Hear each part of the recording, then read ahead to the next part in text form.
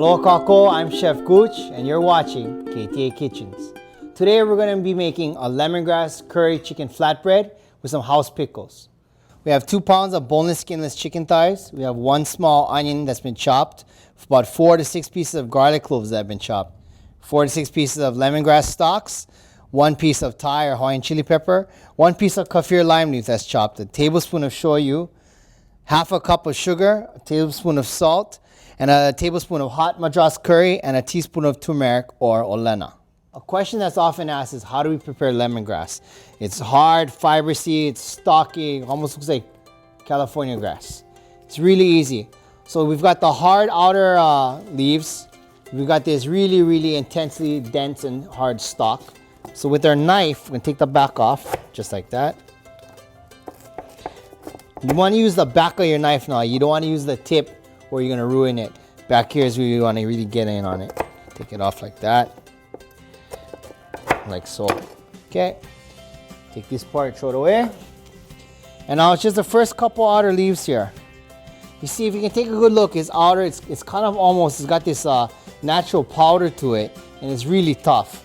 You peel out the outer leaves, maybe one more, and you're gonna see where all of a sudden, it's gonna start to get nice and white, right about here. And you can actually feel it.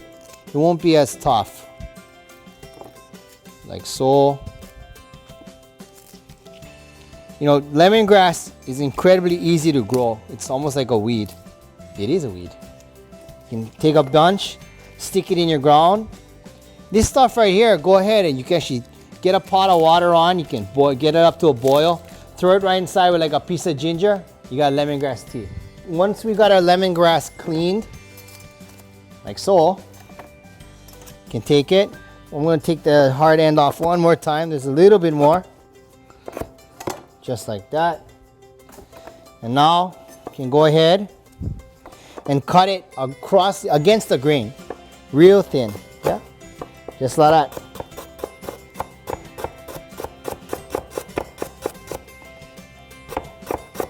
Once again, I'm using the back of my knife, so I'm not ruining the sharp front end of it. Against the grain so that when we throw it in the blender, it breaks apart real easy. And you know how far up to go because one, you'll feel your knife start to have a lot more resistance, and you can also hear it. Hear that? That's pop. Okay. The lemongrass. You can put that with the chili and the kaffir lime. Now we're gonna get all the ingredients, get it into our blender.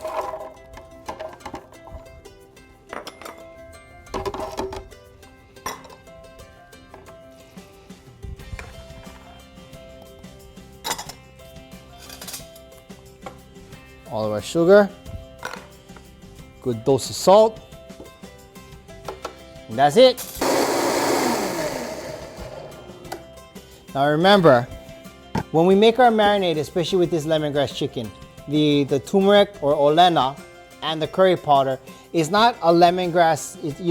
One doesn't overpower the other. You put just enough so that it becomes like a harmonious mixture. Once we've blended our marinade real nice and smooth, we can get into a bowl, mix it up with the chicken, and from right here, you can marinate from either from 4 hours to about overnight. So we'll put a piece of plastic wrap on top, stick it in the fridge, and chill out. So while our chicken is marinating, let's get our ingredients together to finish it up. First, we've got our mayonnaise, our whole grain pita. We have our herb salad, which is a combination of cilantro, mint, and basil, Thai basil. Our thinly sliced onions. You can use sweet onion, Maui onion, but what we've got here is sliced green onions and red onions here that have been soaked in ice water for about 10 minutes. And last, we've got our Southeast Asian style pickles, which is basically daikon and carrots. We've had our chicken marinating overnight. You can grill it, broil it. This is one of my favorite ways to cook any proteins with a ripping hot cast iron pan. So first we got our pan, turn the heat on, let it kind of come up to temperature. Add a little bit of oil. Now, when is it a good time to put your protein in? Well, it's all about observations, all about looking at what's going on in your environment. Once you start to see the oil start to kind of shimmer across the pan, you know it's getting pretty hot. And then You can also tell by the way that the oil will sort of flow across the pan. If it's slow and sluggish, your pan is way too cold. You shouldn't even put the oil in the first place. If it's spewing flames, then well, you know it's too hot. So right about now, we start to see some little light wisps of smoke come off. Oil is shimmering across the pan. We got some real nice viscosity. It's kind of cruising all over there, so we're ready to go. Your chicken. You also listen for that sizzle, and you can hear a sizzle like that. You know your pan is good. Another thing is never crowd your pan. You see, you always want a little bit of space, or else all that's going to happen is your proteins are going to start to steam. Maybe one more small one. Just like that. So, I've got space around all of my proteins there. Got some nice sizzle. A lot of people's first instinct is go ahead and grab that pan, start shaking it all around and moving it. Don't do that. You got your product in, let it get happy. Let it go. It's going to start to caramelize. All those really cool, funky flavors, all that real yummy stuff is happening right now, so just let it go. So it's been a couple minutes right now. Haven't touched the chicken, so we're going to turn it once. Turning it sort of lets all the parts of the chicken that's not in contact with the pan, well, now it's going to get into contact. Just like that. Now we'll leave it alone for about another minute or so before we flip it. So we've had our chicken going for a couple minutes. Right there, nice color, beautiful.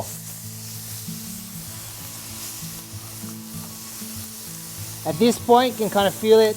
Chicken's about halfway there, and about another 4 minutes or so we'll be good to go. Okay, so we've had our chicken going about 4 to 6 more minutes. Give it a nice feel. Make sure it's cooked all the way through. At this point, we'll just leave it and let it rest.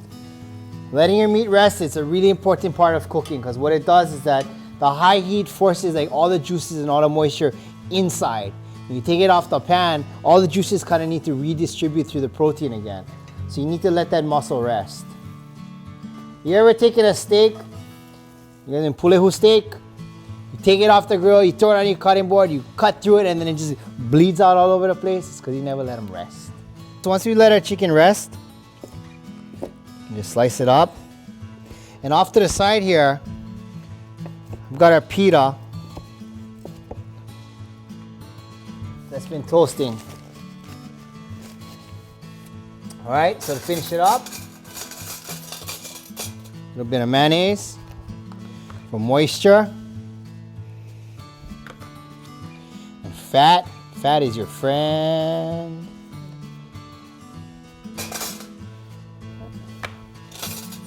Then we can get our chicken.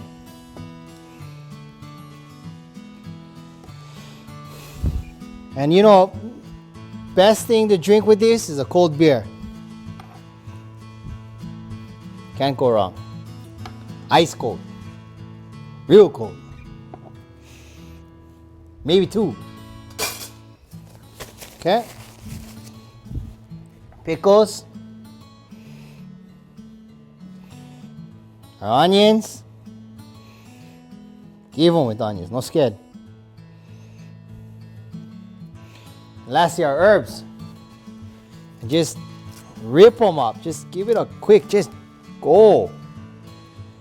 No scared. There you go. Lemongrass chicken, flatbread, house pickles, herb salad, and a cold beer.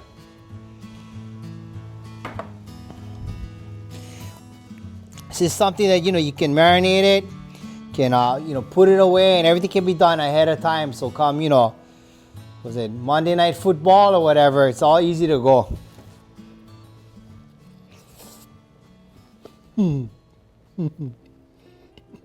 That's good. Right. So, once again, I'm Chef Gooch, and mahalo for watching KTA Kitchens.